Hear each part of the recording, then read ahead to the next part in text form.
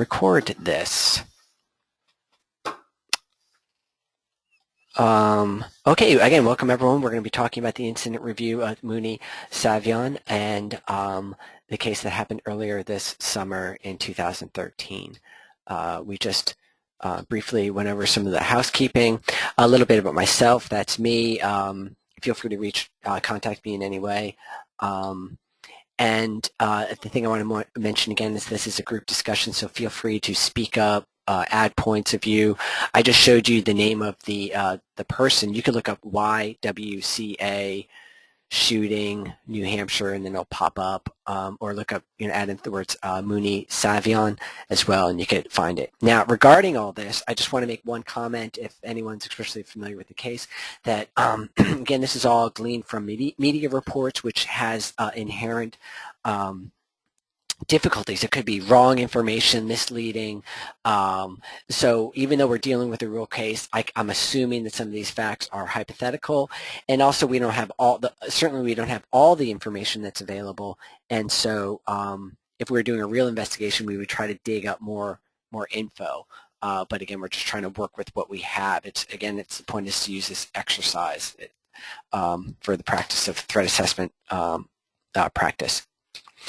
When we look at the threat assessment, try to imagine what we're going to do is we are going to be a threat assessment team, and what would be happening is we have an incident or a report or a concern or a threat. Somehow it gets to our attention, at which point we want to gather information. That's primarily done through either getting records, criminal justice records, court records, financial records, health records, whatever it might be, personnel records, and then also interviews, talking with people, maybe even hiring private investigators to dig up more information, depending upon the nature of the threat and the assets to be protected. And the resources available to the organization depends upon the extent and range of the investigation. The point is that as we gather information, we're going to be putting it into a matrix or a chart to sort of get a big picture of the issues, and then we're going to try to determine what the overall risk is. So that's sort of the process. We'll be using my threat assessment tool, but I'm not trying to sell anything. We could certainly, sell anything through this webinar, but we'll certainly try to just use it as a way to organize our data.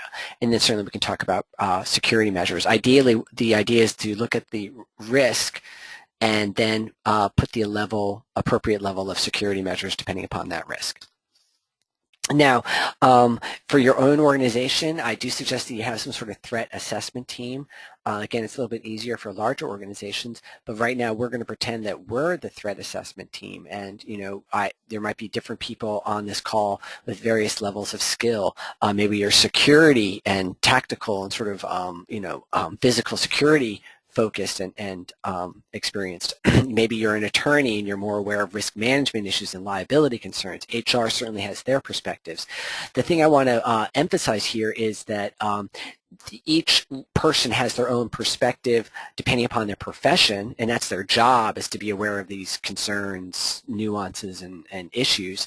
But then there's also characteristics just based on who we are, our upbringing, our culture, our own perception. Because what we're essentially doing is we're picking up a fact, a bit of knowledge, and then we say, well, what does this mean? Does this mean anything to you? Is it a concern or not? As we move through this process. Now, broadly, when we look at threat assessment, we do want to consider a lot of different variables. Although we focus in on the subject or the potential assailant, saying, are they dangerous, quote unquote, that's important. But then we could also be looking at the target, about what are they doing to increase or decrease the risk? Are they aggravating the situation? Are they mitigating it? And then we can look at the environment where sometimes we're not really protecting. One way of thinking about it is not protecting people, but you're protecting a location, and this certainly comes into play. Even though I've shied away a lot of the sort of CPTED kind of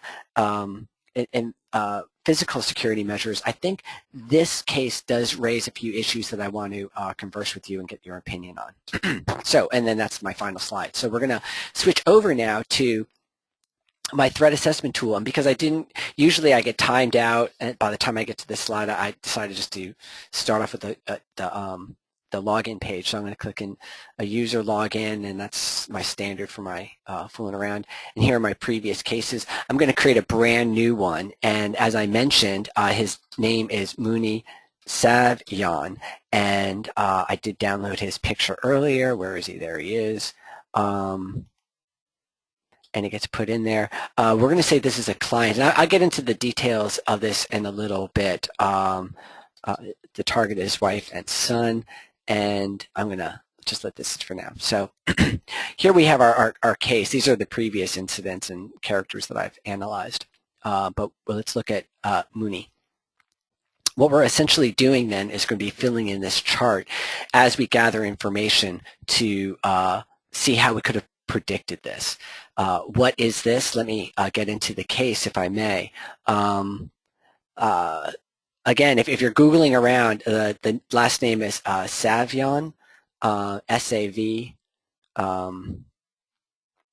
S-A-V-Y-O-N, and it's the YWCA in Manchester, and if you Google that, you'll find tons of stuff. And if you find additional information, that's what this is a participatory event, send me a link or send me the data bit that I could add as a factor. But let's go over the case. Essentially, we have a man, Muni Savyon, who is separated from his wife. It's unsure whether they're divorced or separated, but he has court-appointed custody visitations with his son at a YWCA. And so last August, he's there, and this isn't the first visit. There's been several, but according to the employee supervising the visitation, says he's acting like himself, and this is sort of annoying. Let me get rid of that. I'm not sure why that's popping up, but it was around 9 o'clock in the morning. He's looking normal, no noticeable weapons. He did not get wanded over by the metal detector, didn't go with the metal detector, and we'll talk about that a little later. But as the employee is taking notes, he suddenly hears some loud bangs, and then he sees the man standing over his son, the 9-year-old boy, with a handgun, and the employee runs out. According to the surveillance video, that Savyon's work is with his son. They're about almost an hour into the meeting, and the boy turns away, or the boy is back to him, and the man shoots his son in the back of the head, then shoots him 5 more times before shooting himself. So that's the incident that we're covering. Now, let's pretend we're in a time machine and we can go back and use our hindsight to say how this can be prevented. As a threat assessment team, instead of starting at the very beginning about his birth or the beginning of time, what we could do is go back to the incident and go from there. So go back to the original threat. So the initial, let's say we are the YWCA security team, and we are handling visitations, custody visitations, and we've got 2 clients, in a sense, or 3 clients: the wife, father, and son. And what happened is, what we know is that the man at some point in the previous year threatened to kill his son and himself, and or kill his wife. So that's in a separate article. So it was, before, he threatened to kill himself, and he stated that he had a gun. He tells his wife, "I've got a gun. I'm going to kill you, and I'm going to kill you, or I'm going to kill myself and our son." So, bam, I would put that under the threat category. So when we have these sectors, if you've just joined us with this graph, if you're new to these incident review things, we have this graph, and we're able to add a factor, and you could choose what section it goes under, such as history of violence, or their health conditions, or what's going on with their relationships, and then there's the essential threat. Now he says, "I'm going to kill you, or I'm going to kill myself and our son." Why don't we do this? I'll call this the threat. and then the source is the mother, and we have records of a charge. We know about this from the charge. Threatens to kill self and son, or his wife. So let's have some fun, all of us together. And I've got this poll here, and what I'm doing is I'm going to ask you to rate that threat. Try to think of 9 as being very high and 1 being low, like he didn't really mean it, he's just joking, or 9 is, oh, this is very serious, we need to take it seriously.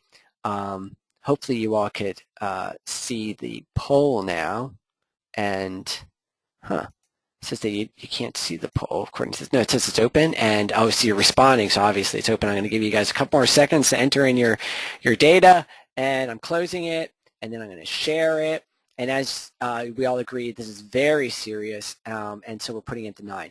Oh, just a little FYI, like I only have 5 options, so I can't go 1 through 10. I can only pick 1, 3, like the odd numbers. But I bet you would have picked 10 otherwise. So I click submit, and then there we go. You can see like this chart here is where we could figure out the big picture of the threat. And again, I don't care if you use my tool or not. You can do this on the whiteboard, on a scratch piece of paper, or come up with your own system. But the idea is gather your data. So that's a heavy thing. I'm going to kill you. He straight out says that. He states he has a gun, and he also states, oh, I forgot to add that, states he has a gun. Or he's going to kill his son. That's just, oh my goodness, it's horrible. Okay, so that's important. That's good to know. Now we're informed of that. Due to that threat, he was charged, but it was shelved. The criminal charges were dropped, or I'm not sure what really happened there. But what happens is that they say the family, the wife and son, get a domestic violence protection order, and they rule that he has to go to a batterer's intervention program, and that when he sees his son, it can only be done at supervised visitations at a visitation center. So you can't meet at Chuck E. Cheese or McDonald's. You got to go to an approved visitation center. I work with these centers a fair bit, so it's a very difficult job to do. Well, okay, I won't get into that. So there we go. I'm debating now whether to add. I don't think I want to add a factor that he's got a restraining order, that he went through the batterer's intervention program, and he only has supervised visits. I'm gonna put this out here. Again, I'm pretending that I'm the investigator. I would, if it was possible, I would want to know as an action step. It's not available, but is find out about the batterer's intervention program. Did he pass? If I could talk to the facilitators to get their opinion. So I don't have this information. This has not been available through the program. But do you see that? I don't know if you're familiar, but when a man assaults a woman, typically instead of going to prison, they are given the option of completing a batterer's intervention program or abuser's counseling program, where if they finish it, then the charges will be dropped. This is pretty routine. I would want to know, talking to the facilitators, did he embrace the ideas? Did he really participate and see the rights, the wrong that he made, and he's really making amends? Or did he just go through the motions, or was he bitter about it? And then I certainly would put that under status, or maybe history of violence, or maybe under threat, depending upon their response. Did he complete it? If he completed it, then maybe I'd give some points. If he quit and refused to go, then I would certainly make that as a bigger threat issue, and again, their opinion. So I won't create a factor, but you see, like, if I was really doing this, that's something I would want to know. Moving on. more about this individual. Let's say we're digging up more info about this individual. I'm trying to find the other factors. I had to do a quick change over about this person. I guess you're just gonna have to believe me instead of me wasting your time going through the point. I don't know, does this mean anything to you? He ran, when you're digging up information, Googling around, that's the other thing you can certainly do is look at social media stuff. He was active in politics in New Hampshire, and he ran on the Libertarian ticket twice in New Hampshire and failed both times. So does that mean anything? I know running a campaign can be very expensive. I don't know. Oh, hey, I'm still I'm sorry about that. I had to show you, again, if I forget to show you the screens, let me know what's going on, and I'll show you, we put that threat thing right there. The fact that he ran for the Libertarian office and failed, just put failed seat. I'm just going to quickly add in stuff here. Failed to win election twice. And then we can assume probably lost a lot of money because it's very expensive to run elections. And I would put that under miscellaneous. And you know what, guys, just for interest in moving things forward, I'm going to put this around 5. Maybe you got different opinions. Maybe it means nothing to you. Maybe this is entirely irrelevant. It would go far out in the circle.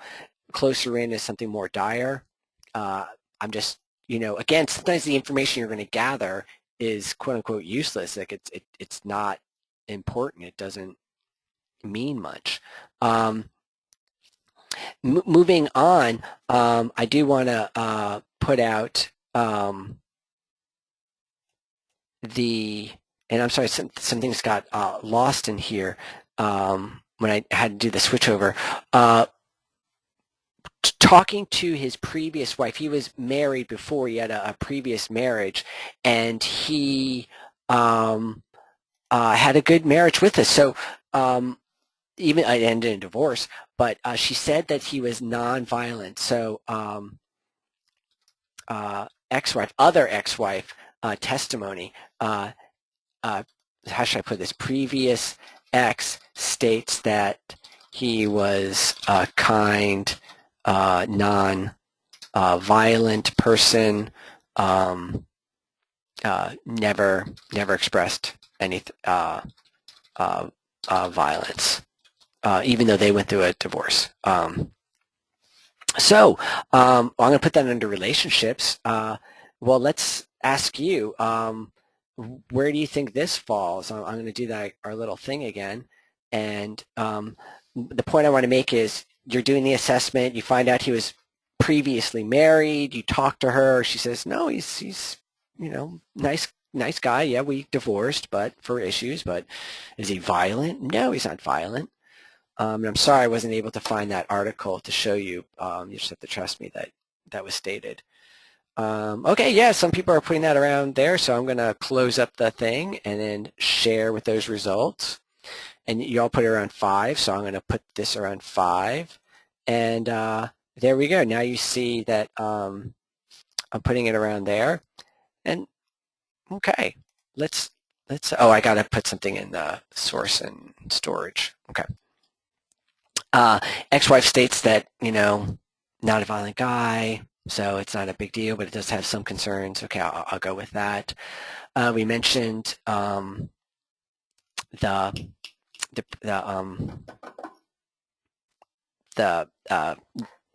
elections. The other point that I want to mention and get into is the contentious divorce. So he marries again, has a child, and it doesn't go well. And he's really upset about this. He's expressed many times to his folks that he's really upset about the, here I can illustrate it right here. He was upset over the marriage and wanted more time with his son. And he feels that his ex-wife, his second ex-wife, was a bad influence on their boy. So I'm sure, sadly enough, I'm sure you are all familiar with some difficult marriages. I mean, hopefully not personally, but I know you probably know of a few separations. What about that? So custody battles. Man's really upset, says his wife is a bad influence on their son. He only gets to see the boy at supervised visitations, doesn't get to take him out camping or, do things like that. Oh, this is an interesting point. Let me show you this.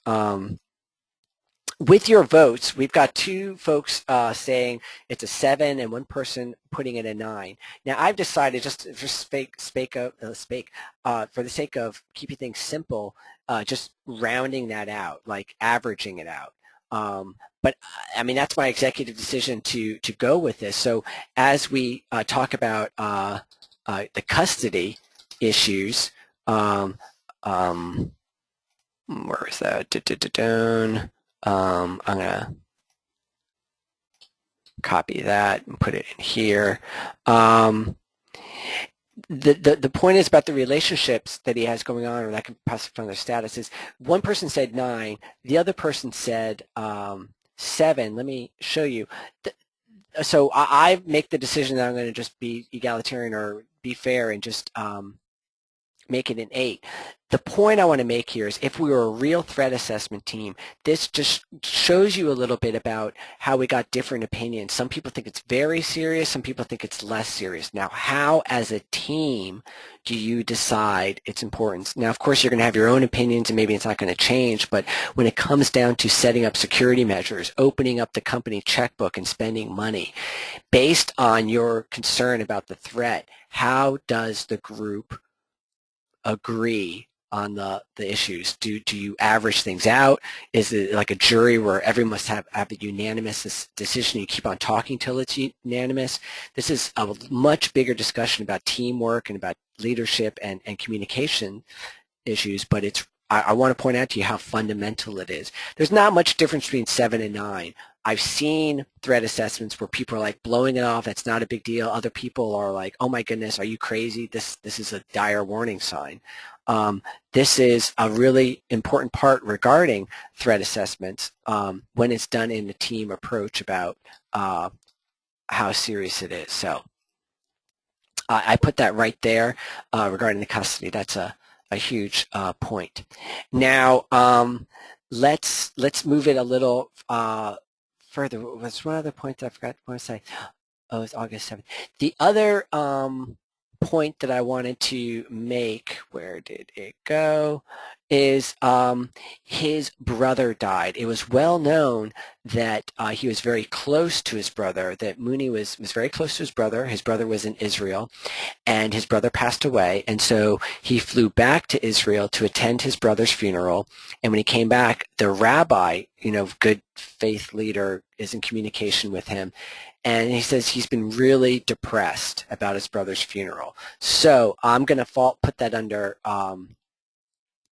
relationships, but I want to ask your opinion yet again on the fact that someone he cared about very much, his brother, died, and he apparently had a very close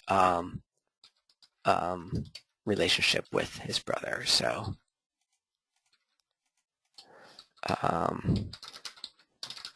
okay, I'm going to close it up, folks. Here we go.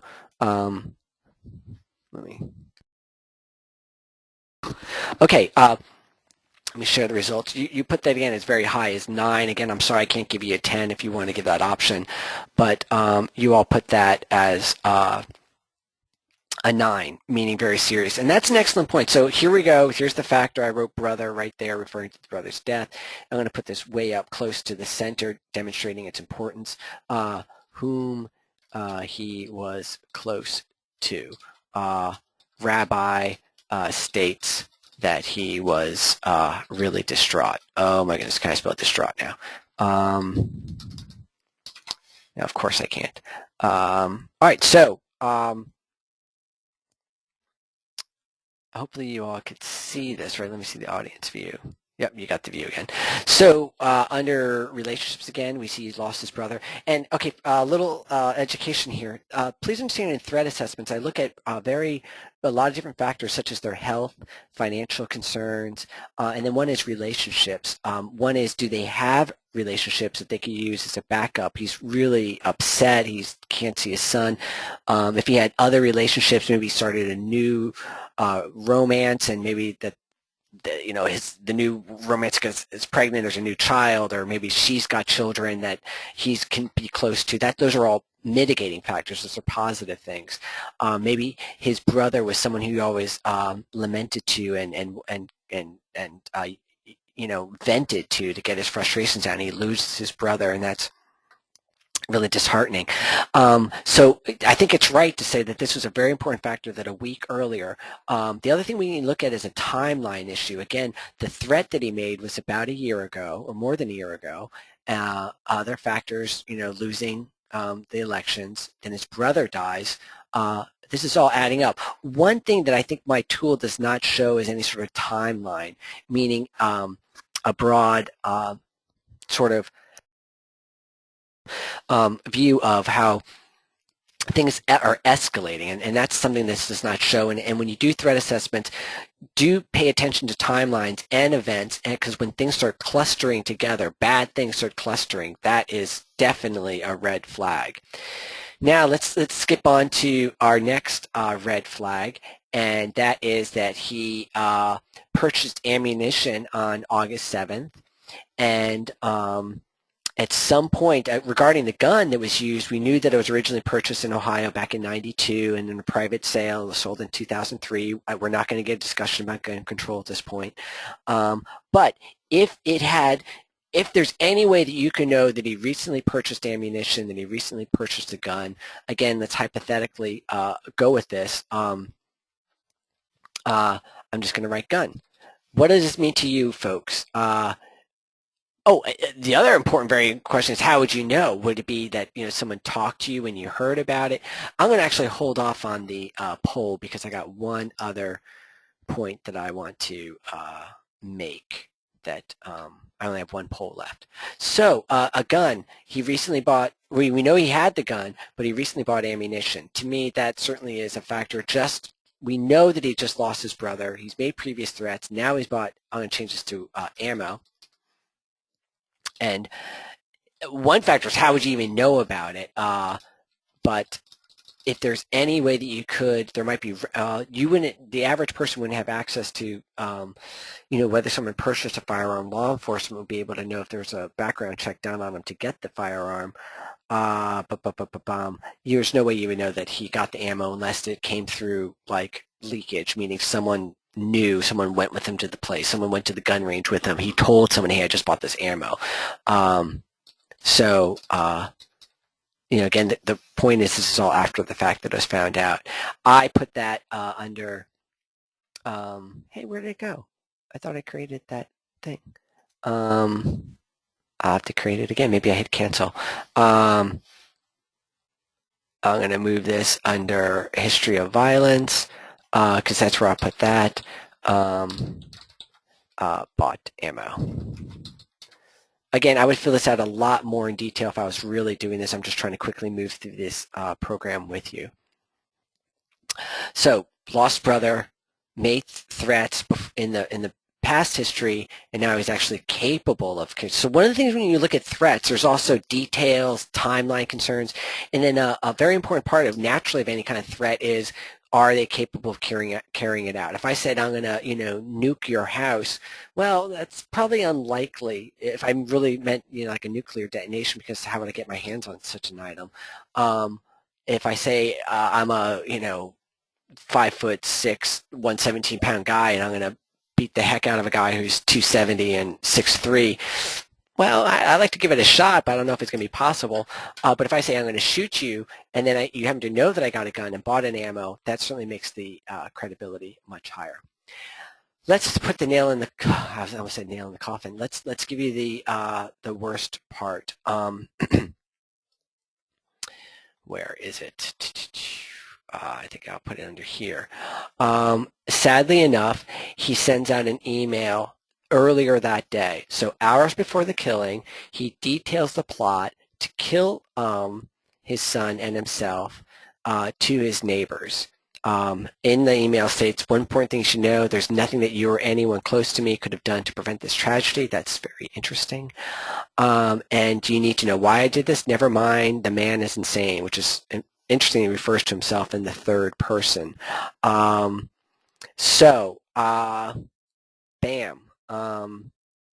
Again, we don't have the verbatim. I did try to look for the actual email itself, like the transcript of the email, and I couldn't find it before our meeting today. But now she will be left alone with the terrible sadness that her only son's been taken from her, a sadness that I'm very familiar with. All right, I know this is a no-brainer, folks, but let's throw it out here. This email was sent out to neighbors. If by any chance the neighbors, you got this information that someone, through the investigation, that it was leaked back to you saying this guy's planning to, exactly, so that's where everyone's saying gross, tremendous, horrible, without a doubt, obvious threat. I'm going to just call this factor the email that went out. Again, came from neighbors. Emails stating his plan.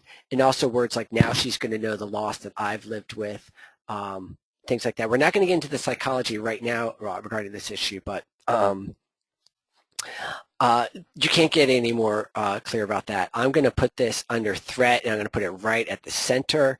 Boom, what we see is a big cluster now. You didn't get to see me do that. I created it, and I put it right here. If you could see email that went out, I put it right there. I am changing the UI to be a little bit friendlier, by the way, so just talked to the developer this morning. Let's pause and sit back and look at this big picture that we've got here. What do we got? We've got a failed election. We have an ex-wife saying he's not that dangerous. We have a very ugly custody issues. We know he bought ammo. There's a threatening in the past stating he's going to kill himself and his son. And then there's a direct email saying, I'm doing it. A couple of points here. When a threat is made to a colleague or a neighbor, an associate, an acquaintance, that's sometimes referred to as leakage. So it's not like, hey, I'm going to kill you, but it's like, I'm going to kill my wife. I'm not threatening you, but I'm telling you what my intentions are. That leakage sometimes is very, very credible because people talk about what they're going to do. Obviously, the unspoken point is, why the heck didn't anyone who received that email do something?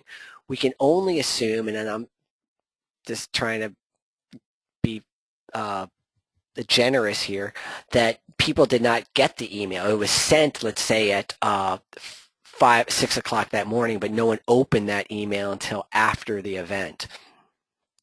I sure hope that was the case. However,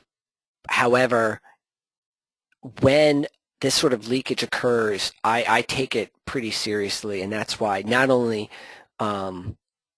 it's not given the other factors, but the fact that he told people in this manner is a big issue. You often see other suicidal ideation preparations, things like, hey, Joey, you can have my CD player, or Deborah, you can have my car, that sort of planning, or hey, can someone come by and take care of my cat? That sort of suicidal planning is very, very serious, and is what I would label as leakage. So very broadly, I think we're all scared, we're all sort of terrified. If it was all along with that threat, unfortunately for visitation centers and domestic violence agencies, it's part and parcel. It's common that there's threats made. The fact that he got a gun jumped things quite a bit. The fact that he lost someone very close to him, I would have raised more concerns. And then if in any way, of course, if we happen to know that this email went out, then that would certainly be a law enforcement 911 sort of thing, where we would get law enforcement involved as soon as possible. Any comments? Golly, I'm talking my head off here. Does anyone want to say anything? I did want to address a separate point. about the environment. Where did it go? Okay. Regarding the environment, meaning doing the threat assessment for the facility about how vulnerable it is. Sadly enough, the YWCA recently had some budget cuts and lost some security guards. So previously they had security guards. They did not anymore. They did have a handheld metal detector that was used before, I suppose, by the security guards when there's visitations. All visitors would get wanded, if I can use that term. They would go through the metal detector process to see if they had any firearms. He had the gun in a briefcase. They would have naturally gone through the briefcase. Any good security guard in this sort of environment would do that. It was not done in this case, and it said that they had become loose on the policy since the security guards were let go due to funding cuts. I'm not blaming the agency at all. It may sound like that, but no. The other factor that stood out to me from this article was one worker says, even if they did, so I'm trying to imagine some social worker type, someone who's got a BA in psychology, and I'm not trying to dismiss them, but they're social workers, they're therapists, they're used to working with child art therapy folks. You're now given this job, well, you got to wand them and do the search, and so whoop, it goes off, and oh my goodness, or you go through their bag and you find a gun. Now what? One worker says they weren't sure what to do even if they caught the person with the gun. I do have to fault. It may be speculated that administration, given the nature of their work doing supervised custody visitations, could have had a policy, and if they had a policy with this one worker, the training was insufficient because the worker states that they did not know what to do. So A, is there a policy? B, was the policy properly informed out to the staff? Yes, if I was doing a security assessment for this facility, I would of course do surveys and focus groups with the employees, and of course review their policies and procedures, and this would have stood out to me as a concern. I don't, within my threat assessment tool, really, maybe I need to create a third or another pie thingy showing the issue, but oh, by the way, under custody, I think I would move that under the nature of the grievance. So let me move that to there. But we've got to consider, of course, that the environment that occurs. Yes, it's contentious. Yes, it's all. Think about like mental health facilities for like violent offenders. Of course, there's a great risk for violence, but you put a lot into the security controls to reduce that risk. One of the points, and I respect this, I really do, is that the YWCA's as the sole visitation site for children. Remember, little toddlers and such go there. They wanted to create a home-like atmosphere. This is in another article that I read. And so they don't want it to feel like a prison, and they don't want the kids to be patted down and watch daddy get with his hands on the wall and do like cavity searches and stuff like that. But there's this real balance of keeping it homey, trying to keep it friendly, and then also addressing the security concerns. This is, of course, a big national conversation about the TSA and stuff like that, but weighing that is a real challenge. If I may say, I did a consultation for a large state agency where a manager was murdered at a field office, and I talked to the secretary, and we talked about metal detectors, and the secretary was adamant about not putting in metal detectors because the person really did not like the connotation, the sense of like this place is a prison or in lockdown in this hostile environment. They wanted the public to come in and feel like this is, for them, and they're not being treated as criminals. And I really do respect that person's viewpoint. More to the point is, this is one argument I have about metal detectors. And folks, if you disagree with anything I say, go ahead and write it up. So yeah, I'd love to hear what you think. Regarding metal detectors for any organization or facility, okay, so that goes off. They got a gun. What are you going to do? Metal detectors are awesome if you got security and armed guards, but if there is the firearm, you could be, in a sense, limiting the fact that people bringing in guns, carrying guns, you want to reduce that risk, and I respect that. And that's actually a very important point. But if people are intending to commit violence, and I would agree with, especially with that email that went out, the guy came in there planning to die. A metal detector would not have stopped this. That's my viewpoint. And I welcome any thoughts to the contrary. So when we broadly look back at this, weeks going out from the event, I'd say it's a standard case. I raised my concern about the brother dying. If I was able to had the resources and time to find out about the ammo, then I would have raised it certainly higher. And if I knew about the threatening email that went out hours before, that would have been a 911 response. So that's where I stand with reviewing this case.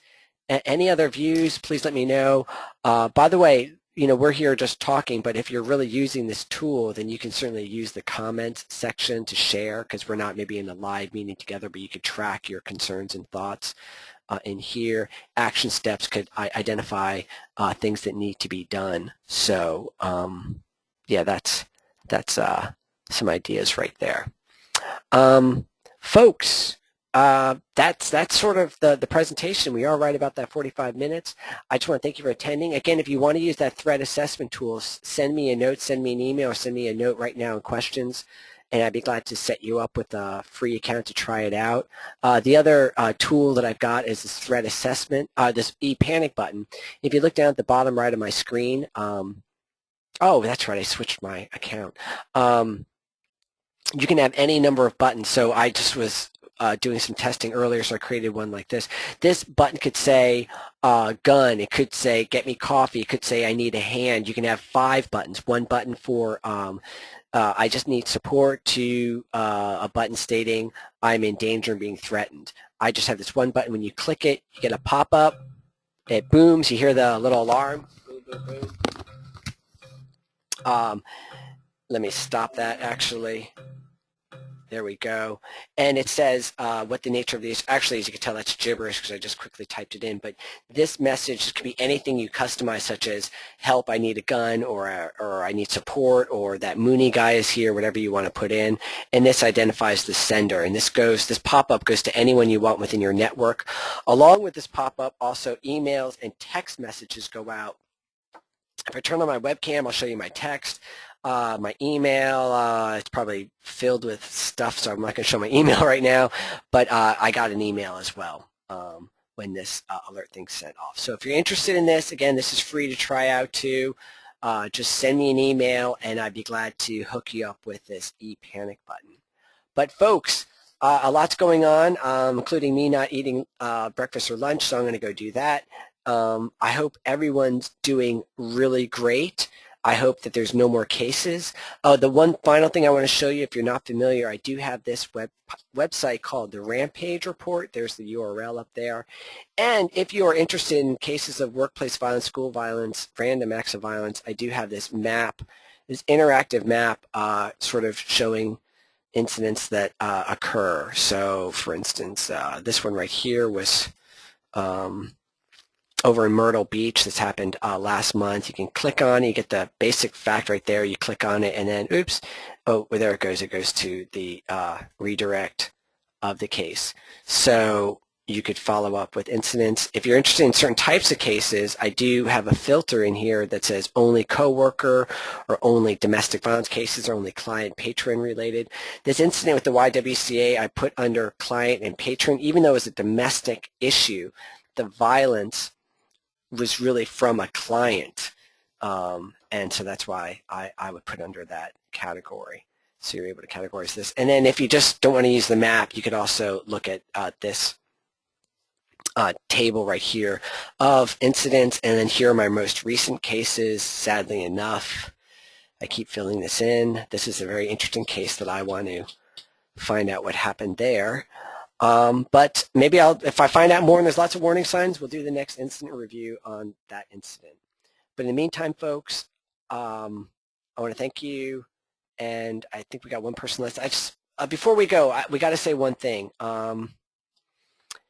Excuse me for getting sappy, but we should just take a second just to recognize that a 9-year-old boy It's a 9-year-old boy died out of the sick and disgusting selfishness of one pig. And that's just, why we got to keep doing the work and work harder and do better so we could stop these things from happening. All right, that's it, folks. Stay safe. If there's anything I can ever do, you know how to reach me. I'd be glad to share any of my resources or, share with you any trials of any of those tools that I showed you. Okay, everyone, stay safe, everyone. Bye-bye.